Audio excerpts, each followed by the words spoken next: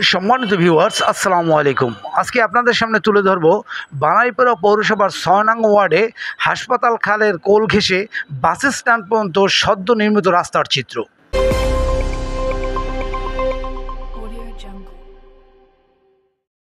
দর্শক, আপনারা দেখছেন এই সেই রাস্তা, যেই রাস্তাটি কলেজ রোডের বনমালী দাস হল থেকে বাস স্ট্যান্ড পর্যন্ত নির্মাণ করা হয়েছে।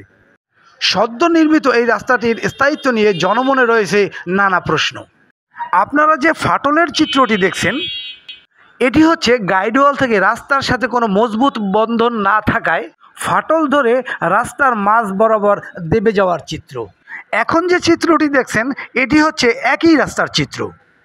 এখানে সামান্য অংশ গাইডওয়ালের সাথে রড বেঁধে ঢালাই দেওয়ার কারণে এখানে দেবে যাওয়ার কোনো সম্ভাবনা নেই বললেই চলে।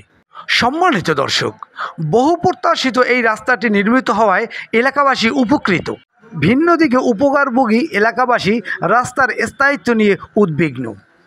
স্থানীয় ঠিকাদারি প্রতিষ্ঠানের এমন নাজুক নির্মাণ কাজের প্রতি ধিক্কার জানান এলাকাবাসী। তবে এই রাস্তা নির্মাণকারী ঠিকাদারের কাছে রাস্তা দেবে দেওয়ার বিষয়ে জানতে চাইলে তিনি এই রাস্তা পুনঃসংস্কারের আশ্বাস দেন।